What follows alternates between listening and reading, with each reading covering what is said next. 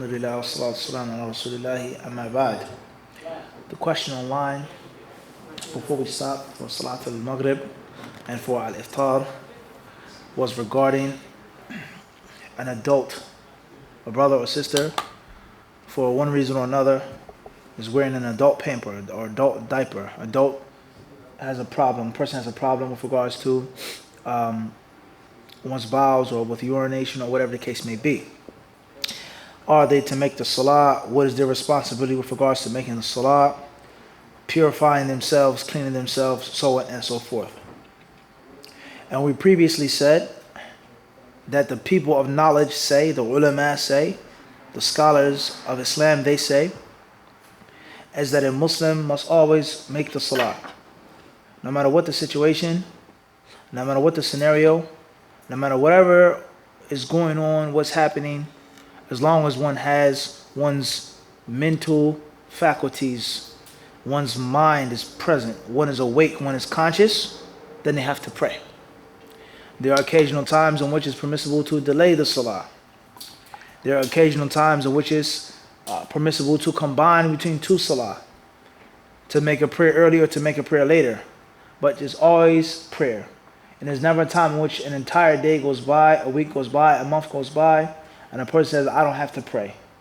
I don't have to make the salat. So with that being said, what does a person do when they have this special medical case in which their body is soiled with spiritual impurities, physical impurities?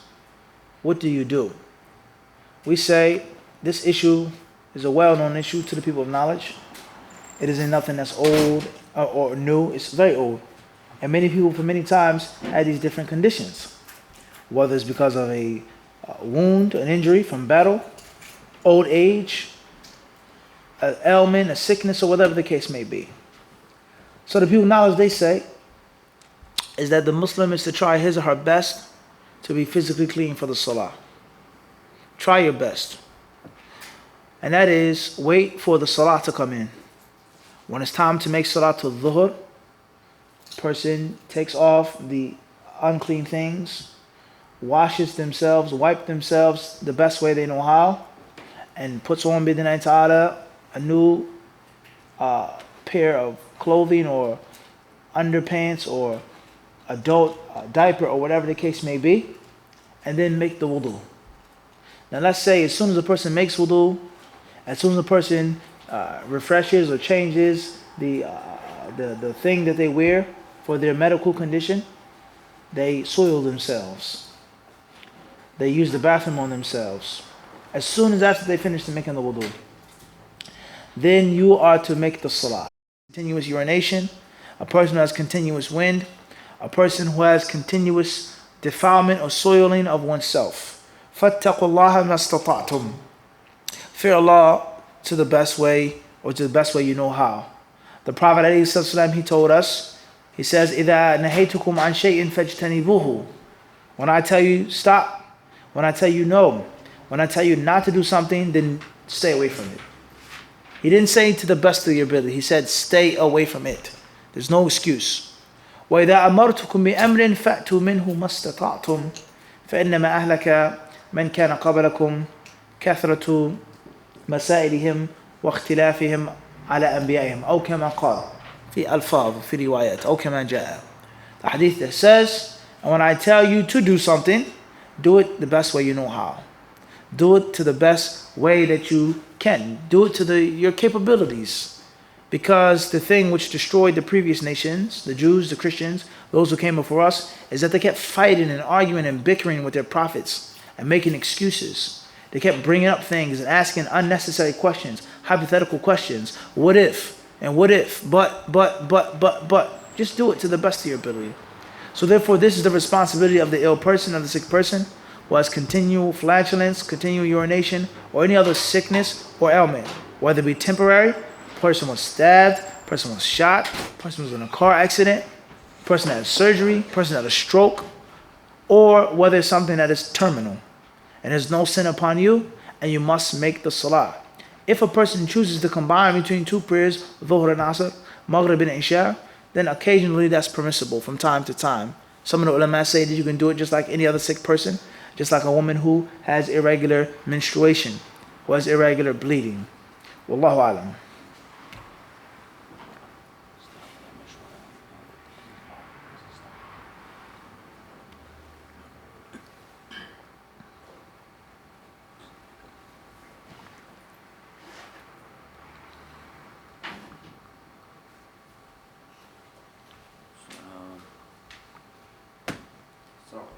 Wa alaikum assalam wa rahmatullah.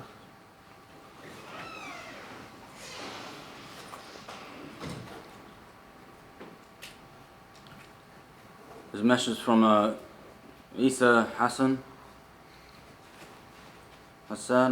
London. What books should be studied / memorized before entering the kulliyah of hadith specifically?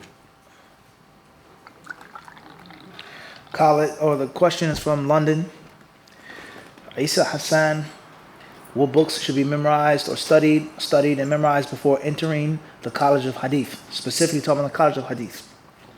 The best answer that I could give, and Allah knows best, is look at it like dunya college, secular sciences.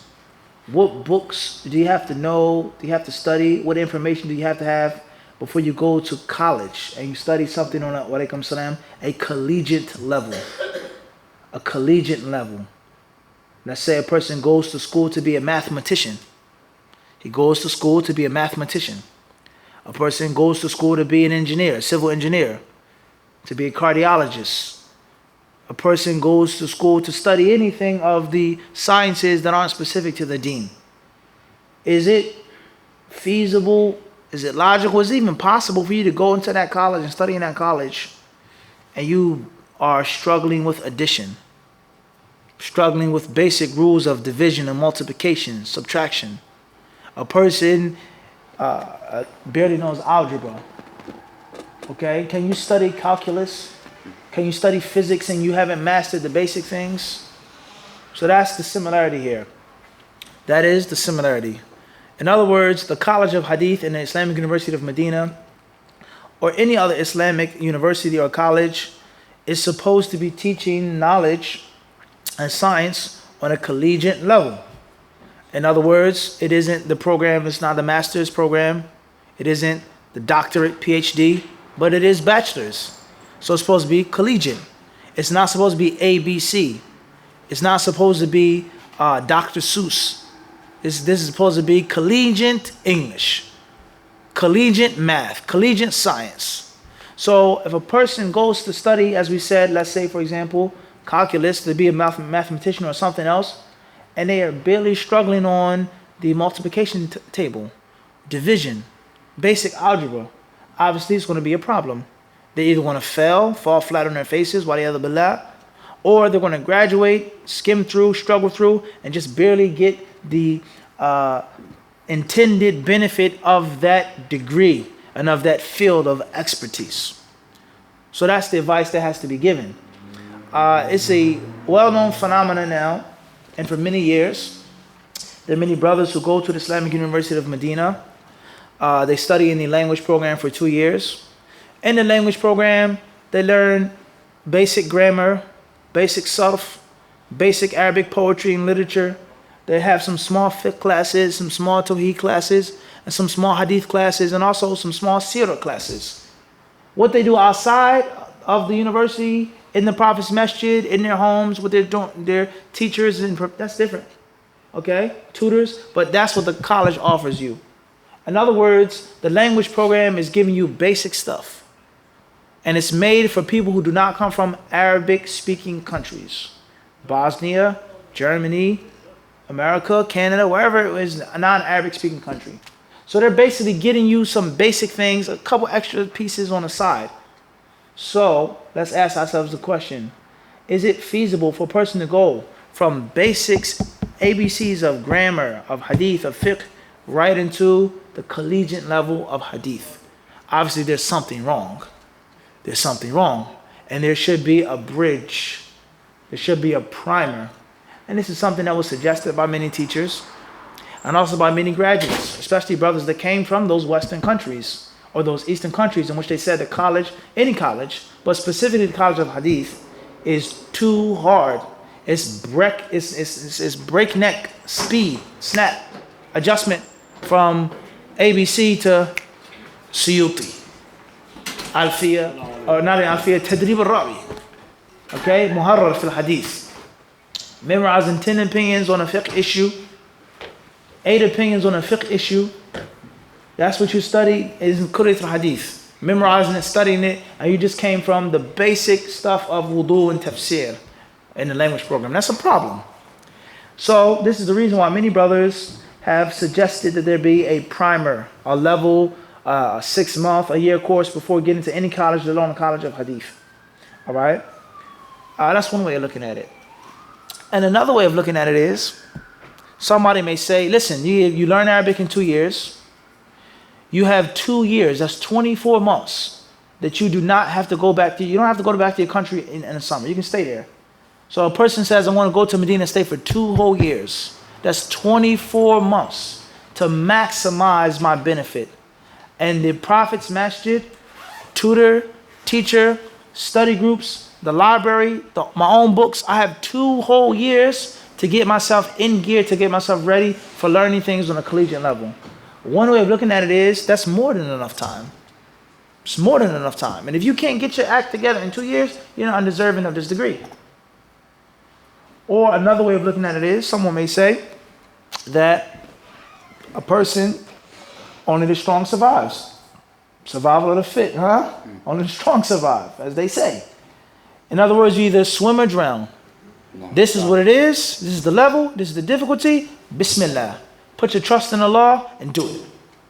And if you think that you're going to study in the Prophet's Masjid or study in Medina, go back to your country and to bear a degree, the Shahada from the Islamic University of Medina, and you're weak and feeble and fragile and you barely know and you barely master the things, that's unfair to the Islamic University of Medina.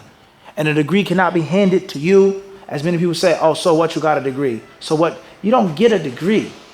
You earn a degree. You have to earn that piece of paper. And that piece of paper is it's a means of showing that you were evaluated. You were properly trained and you earned it. Just like a medal in war. You get the Purple Heart. It's nothing but a piece of metal and a fabric. How many people's lives were taken? How many wounds and scars do you have from fighting? But it's a medal, which is a token of your bravery. It's a certification that you were brave, that you had valor, that you fought and you served your country. So to the soldier, the medal means everything. And to the layman person says, it's just a medal, big deal.